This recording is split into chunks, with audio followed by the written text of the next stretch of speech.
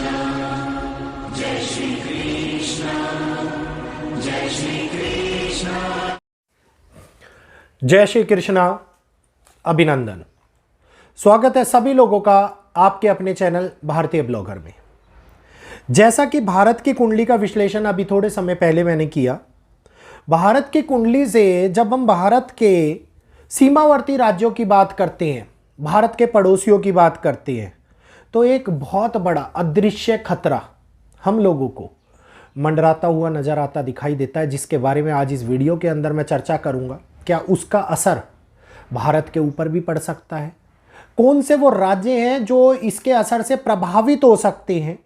और ख़ास तौर के ऊपर क्या ये एक बड़े युद्ध में तब्दील हो सकता है? जिस प्रकार की बातें करी जा रही हैं, जिस प्रकार की इस समय के ऊपर लगातार आपको यूट्यूब के ऊपर वीडियो देखने को मिल रही हैं कि भारत पाकिस्तान का युद्ध होने वाला है, भारत दूसरा ऑपरेशन करने वाला है, भारत तुरंत ही बहुत बड़े तौर के ऊपर एक बड़ा हमला पाकिस्तान का करता हुआ नजर आएगा।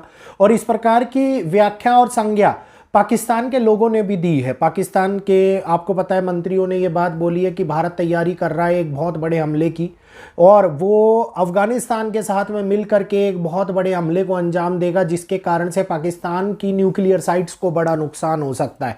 तो इस प्रकार की खबरें अगर न्यूज़ में जब आती हैं तो लोगों के मन के अंदर लोगों के सामने चर्चा उठने लगती है और मन के अंदर सवाल आने लगते हैं, और लोग ये जानने का प्रयास करते हैं कि हकीकत में कुछ ऐसा होने वाला है।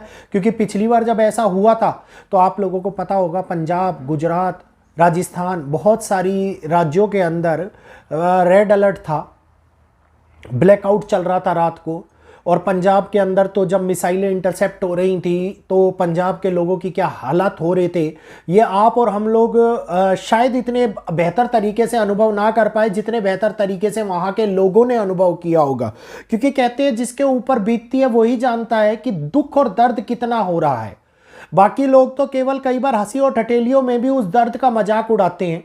तो इस बार का ये समय हमारे सामने कुछ विशेष खतरों को लेकर के आता हुआ नजर आ रहा है।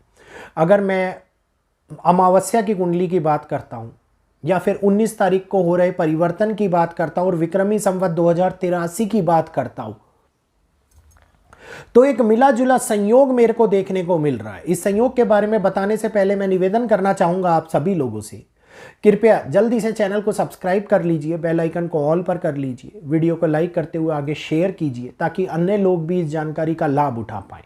इस समय के अंदर शनिदेव, कर्म फलदाता, न्याय प्रणाली 34 दिन के लिए अस्त होती हुई दिखाई दे रही है। भारत के वृषभ लगन की कुंडली है।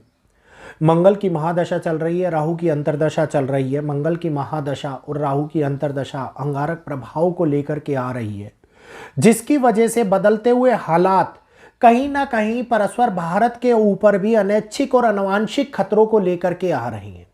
लेकिन ये अनैच्छिक और अनुवांशिक खतरे भारत के लिए क्या बहुत बड़ी मुसीबतों का जन्म कर रहे हैं? ये इस मुसीबतों की अगर मैं बात करता हूं तो इस बार का तनाव भारत के बॉर्डरलैंड्स एरिया, भारत की सीमावर्ती क्षेत्र, उनको परेशान करता हुआ दिखाई दे सकता है। जिस प्रकार से ग्रह इस टाइम पे अपने युति संबंध बना रहे हैं और वो योगदान दिखा रहे हैं कि एक बहुत बड़ा कलह और बहुत बड़ा कोलाहल आगे भारत के अंदर भी उत्पन्न हो सकता है। और विशेषतः धर्म युग की स्थापना और धर्म युद्ध जैसे हालात बहुत सारे देशों के अंदर आप लोगों को आगे देखने को मिलने वाले। अगर हम बात करते हैं भारत के पड़ोसियों की, जिसमें से बांग्लादेश और पाकिस्तान इस टाइम के ऊपर किसी ना किसी तौर के ऊपर किसी ना किसी चीज को लेकर के भारत के साथ इन्वॉल्व होने का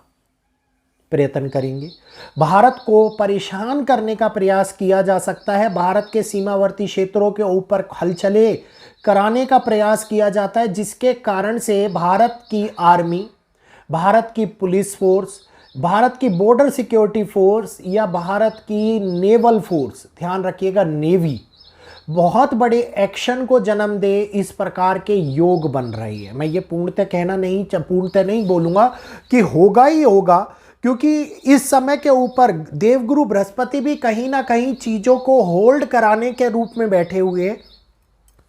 और देवगुरु बृहस्पति जब चीजों को संभालने का कार्यभार ले लेते हैं तो वो उस समय को बहुत ही आराम से निकाल देते हैं। कई बार ऐसा होता है कि बड़ी घटनाएं होने की बजाय छोटी सी कम ये कहिए कि आफत वाली घटनाएं घटित हो जाती हैं, बहुत छोटी सी, जहां 100% असर होना होता है वह 10% में ही टल जाता है। तो इस प्रकार की घटनाएं हम लोगों को टेररिज्म एक्टिविटीज को दिखाती हैं। ऐसी घटनाएं जिनमें RDX का, केमिकल का, बारूद का उपयोग हो, या फिर कोई बड़ा विस्फोट हो पेट्रोलियम या टैंकर्स के अंदर, या फिर पेट्रोलियम वाले स्थान पर, या फिर कोई एक ऐसी घटना जो एकदम से बहुत बड़ी चर्चा का विषय बन जाए। इस प्रकार की उम्मीद इन 3 घटनाओं से लगती हुई नजर आ रही है कि भारत इस प्रकार से अंदरूनी तौर के ऊपर प्रभावित हो सकता है और भारत के सीमावर्ती क्षेत्र, भारत के पड़ोसियों के कारण से हालातों को गंभीर करते हुए नजर आ सकते हैं। लेकिन युद्ध की संभावनाएं बड़े तौर के ऊपर अभी भी बनती हुई नहीं नजर आ रही कि भारत कोई बड़े युद्ध में इन्वॉल्व हो। नहीं, ये समय होता है कि छोटे ऑपरेशंस का, ये समय होता है स्ट्राइक्स का, लेकिन ये समय युद्ध का नहीं दिखाई देता। तो यहीं पर पड़ोसियों के अंदर मंडराता हुआ खतरा, जिसमें चाइना, पाकिस्तान, बांग्लादेश और खास तौर के ऊपर प्राकृतिक घटना से प्रभावित होने वाला नेपाल, ये इस टाइम के ऊपर मेरे को उत्पन्न होने वाली हानियों को पड़ोस में बनाता हुआ नजर आता दिखाई दे रहा है, जिसको हम काल पुरुष की कुंडली से अगर तुलना करते हैं तो कहीं ना कहीं एशिया एक नए युद्ध के अंदर इन्वॉल्व हो सकता है, जिसमें चाइना कुछ बड़ा कर जाए या चाइना आगे बढ़कर के शुरुआत करने का प्रयास करे। अब आगे आने वाले टाइम में आफ्टर अप्रैल, 2 अप्रैल स्थितियां वहां से भयानक होती हुई नजर आ सकती। यहीं पर नेपाल की अगर मैं बात करता हूं तो नेपाल के अंदर प्राकृतिक घटना के संकेत मुझे मिल रहे हैं। भूकंप की आशंकाएं समुद्री जगहों के ऊपर, coastal area, Lakshadweep, Andaman Nicobar island, Sri Lanka, इनके ऊपर प्रभावित कर सकती है, जिसके कारण से नुकसान हो सकता है।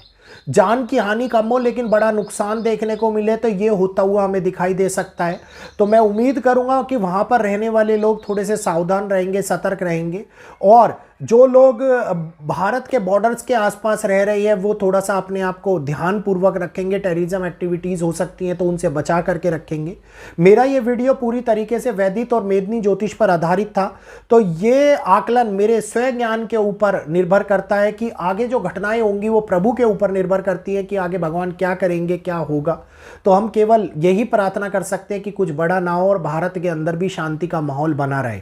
तो यहीं पर वीडियो को एंड करते हुए और अपनी वाणी को विराम देते हुए आप सभी लोगों से इजाजत चाहूंगा, इजाजत दीजिएगा। आज के लिए इतना ही। जय श्री कृष्णा, जय माता।